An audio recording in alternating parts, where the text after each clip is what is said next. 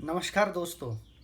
जो आपने पढ़ा है बिल्कुल सही है, क्योंकि रामायण जो है ना कोई मतलब नहीं है। पुष्पक विमान था ही नहीं। आपको पता है पुष्पक विमान था? क्या प्रूफ है उसका बताइए, है ना? क्यों? क्योंकि पुष्पक विमान विमान चलाने के लिए पेट्रोल डीजल ये तो चाहिए ना। तो उस समय थे ही नहीं तो कहाँ से पुष्पक विमान होगा? तो भाई पुष्पक विमान नहीं है तो उसमें चलने वाले राम भी नहीं है, ये बिल्कुल निश्चित हो गया। ठीक है, रामायण नहीं है तो सब झूठ हो गया। तो मुझे ऐसा लगता है कि ये बातें हम लोग ज़्यादा मानते हैं, लेकिन मैं आपको बताना चाहता हूँ कि पुराने ज़माने में बहुत सारे आचार्य हुए हैं और उन्होंने इन चीज़ों को बताया है कि तीन प्रकार के विमान थे। मतलब तीन प्रकार के युग माने जाते हैं। एक है त्रेता युग, एक है द्वापर युग और तीसरा है कलयुग। त्रेता युग मतलब रामायण का काल। ठीक है, और उस समय मंत्र के माध्यम से चलने वाले विमान थे। लेकिन ये आप मानोगे नहीं, क्योंकि आपको मंत्रों पर तो भरोसा ही नहीं है। बीज मंत्र क्या है ये चीज़ पता ही नहीं, क्योंकि हमने पढ़ी ही नहीं है। जब पढ़ी नहीं तो हम उसको मानते नहीं है, है ना? लेकिन आचार्यों ने लिखा है, और आज नहीं लिखा है, हजारों साल पहले लिखा है कि रामायण के समय मंत्र के माध्यम से मंत्रों को सिद्ध किया जाता था, और उस मंत्रों से अपने अंदर की शक्तियों को जागरूक करके पूरे के पूरे विमान को जहां चाहिए वहां लेके जा सकते थे। तो पुष्पक विमान जो था वो पुष्पक विमान देवताओं के द्वारा बनाया गया था। ठीक है, उसके पश्चात महाभारत का काल आता है। महाभारत यानी द्वापर युग। उस समय जो मंत्र थे, मंत्रों को जानकार लोग कम थे। तो उन्होंने क्या किया कि भाई मिट्टी की मतलब पृथ्वी की ताकत, जल की ताकत, वायु की ताकत, वनस्पति, आसमान, इनकी शक्ति और इनके गुणों की मदद से विमान चलाए जाने लगे थे, और इसी कारण से उसको तंत्र विमान कहते हैं। आपको मैं बताना चाहता हूं मंत्र के द्वारा चलने वाले विमान जो है, मैं यहां पर लिस्ट दे रहा हूं, आप ध्यान से देखिए। 25 प्रकार के विमान बताए थे, 25 प्रकार के विमान, आप सोचिए। और तंत्र विमान जो बताए हैं ये 56 प्रकार के विमान थे। 56 प्रकार के विमान, उसकी लिस्ट देखिए आप।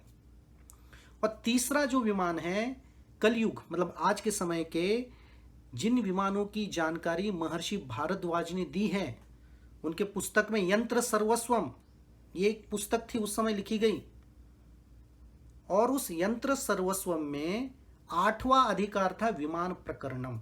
8वां अधिकार।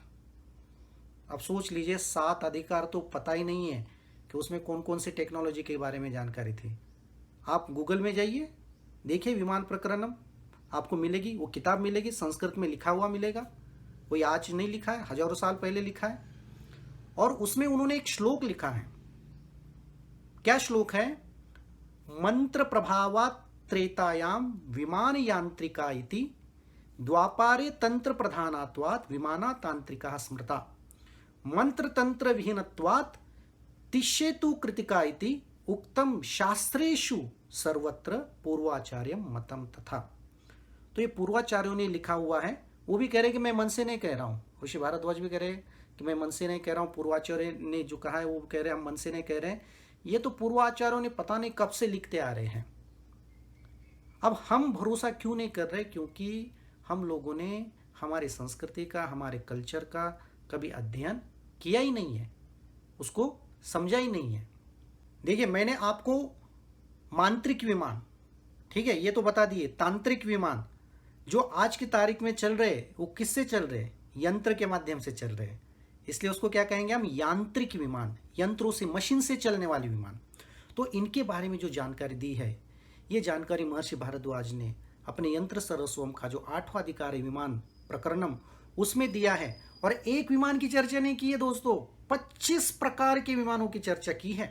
गज विमान, रुक्म विमान, सुंदर विमान, पंचबान, कोदंड विमान, हंस विमान, वीरबाहु विमान, द्रोणिक विमान, गुरुडास्य विमान, शुकतुंड विमान, जिसको आज हम अंग्रेजी में जो नाम दिए ना, king year, jumbo, Jaguar, super cup, tiger moth, stiff fire, ये जो नाम दिए हैं ना, ये संस्कृत में है।